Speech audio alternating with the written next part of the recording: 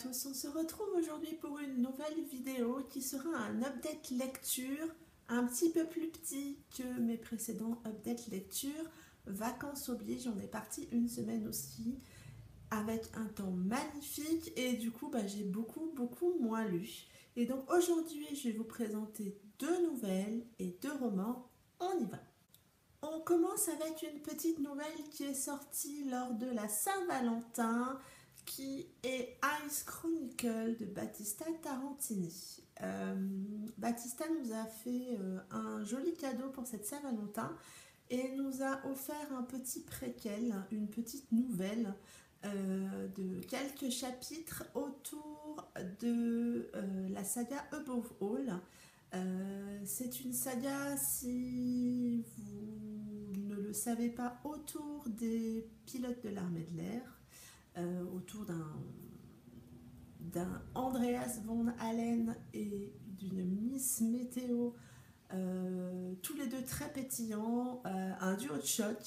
Et j'avais beaucoup aimé cette saga que j'avais lue en février 2016 lors de mes vacances au ski qui avaient été beaucoup moins ensoleillées l'an dernier.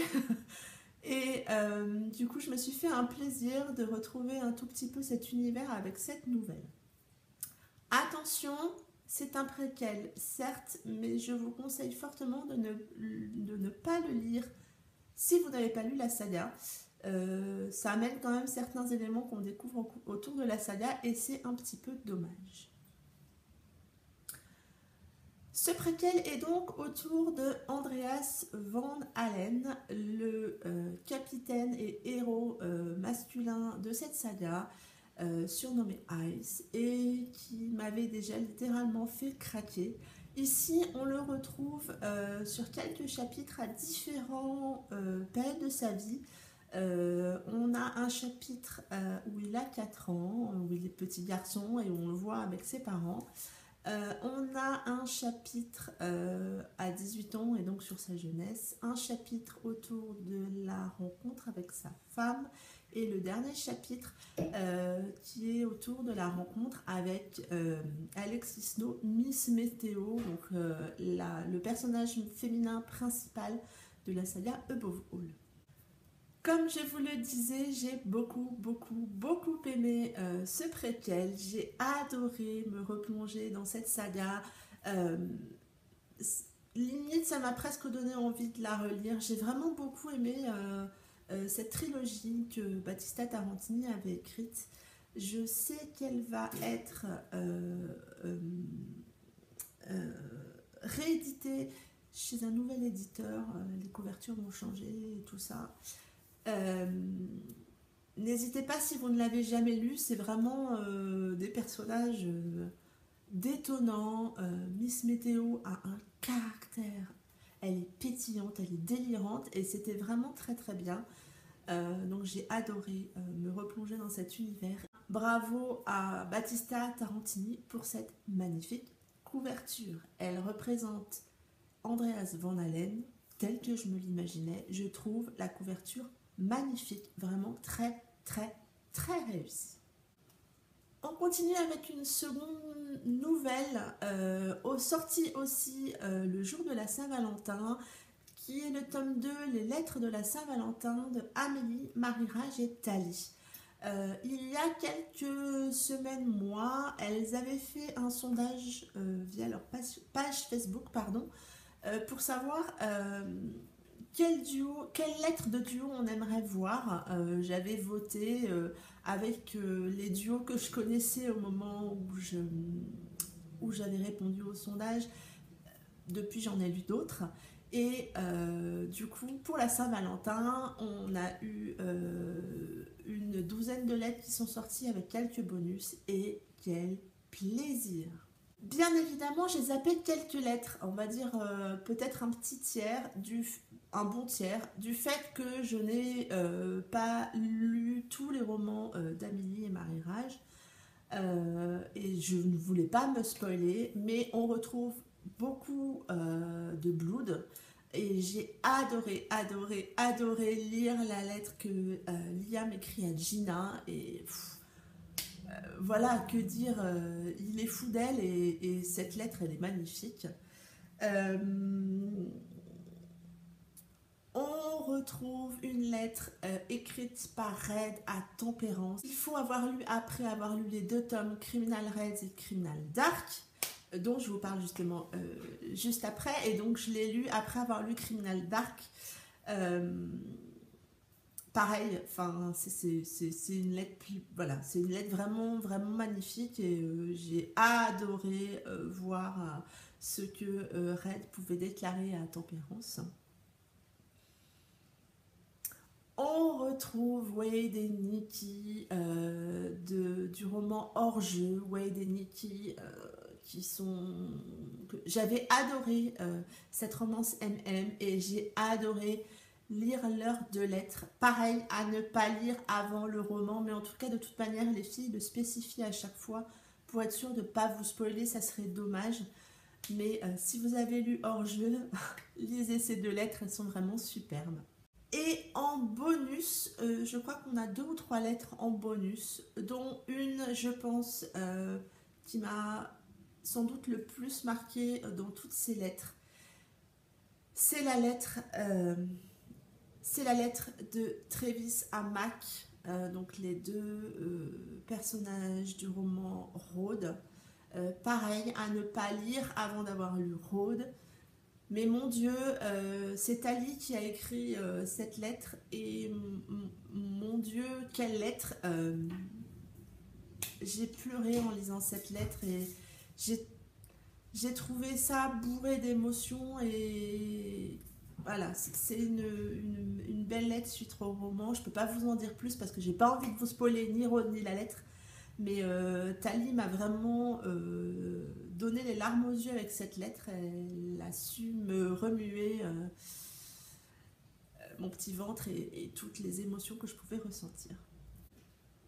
J'ai ensuite, à mon retour de vacances, commencé Room 8 de Penelope Ward, qui est une romance new adulte dont j'entendais beaucoup parler et avec beaucoup de positifs. Dans cette romance, on retrouve Justine et Amelia qui se connaissent depuis l'enfance. Ils se retrouvaient très souvent chez la grand-mère d'Amelia lorsque leurs parents respectifs étaient absents, ce qui arrivait très souvent. Au décès de la grand-mère d'Amelia, ils héritent tous les 2 de cette maison. Et alors qu'ils ne se sont pas vus depuis très longtemps. Amelia, qui est institutrice, décide de passer l'été dans cette maison en s'imaginant qu'elle sera seule.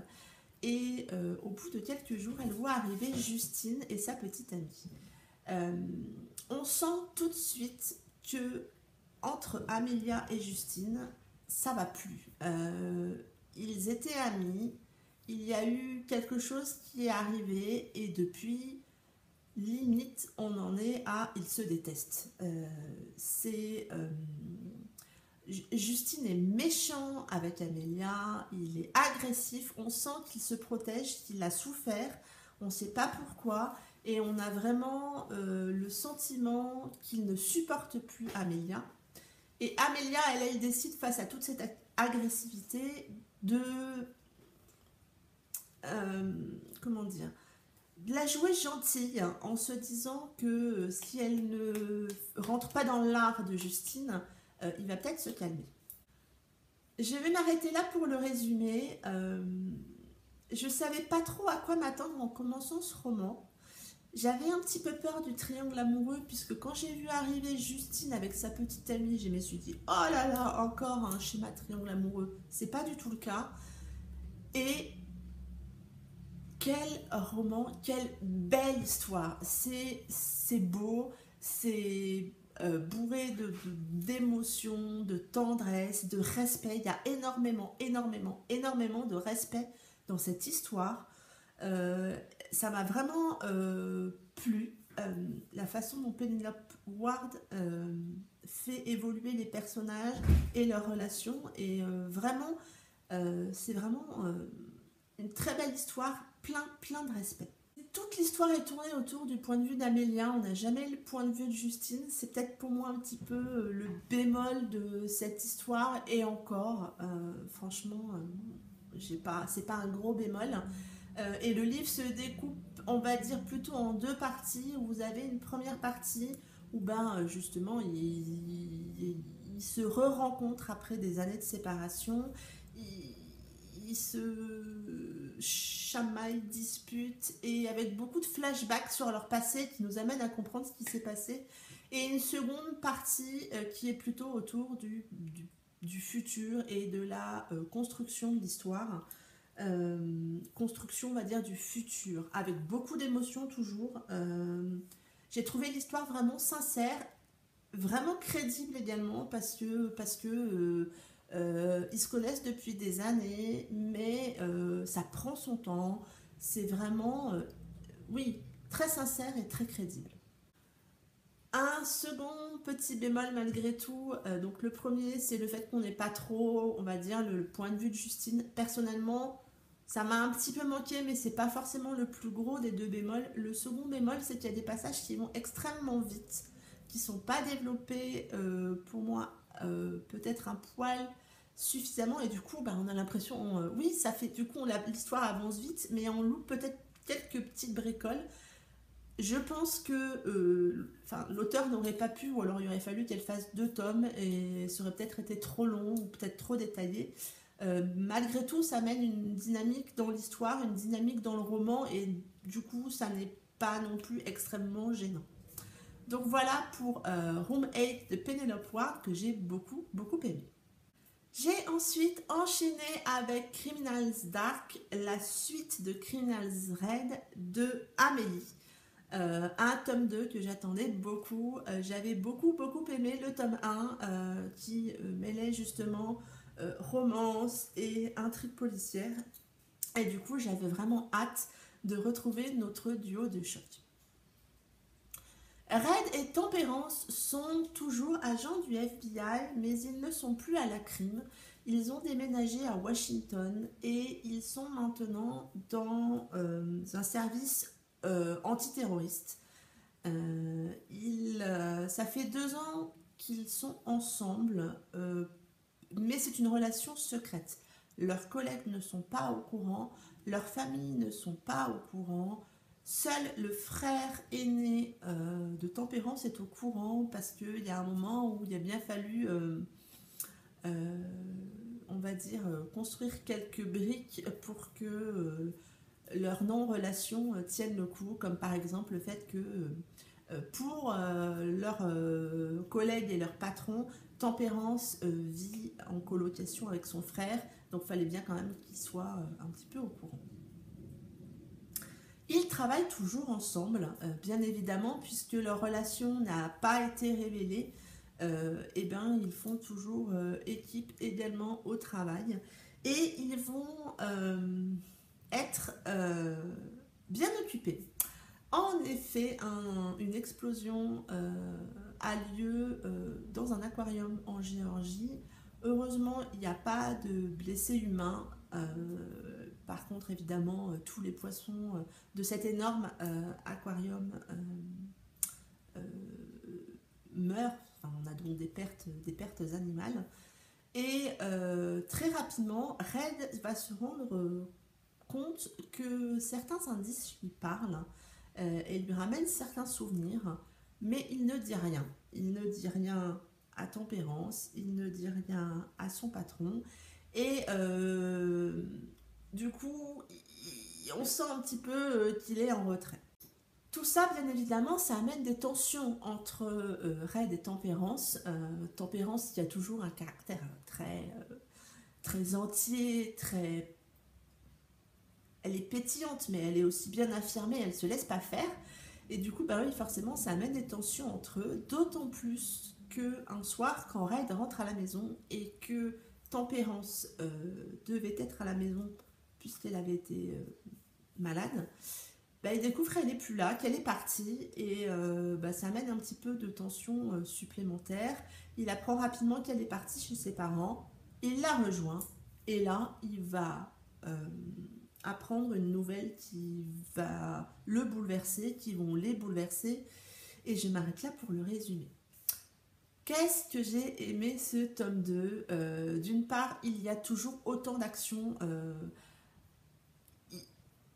Ok, hein, c'est des agents du FBI et on peut imaginer que c'est pas rose tous les jours, mais alors là, mon Dieu, ça les enchaîne. Que d'actions, beaucoup d'explosions, beaucoup de dangers, beaucoup d'enquêtes, et du coup, j'ai vraiment aimé ça. Et puis, évidemment, beaucoup d'amour entre ces deux-là.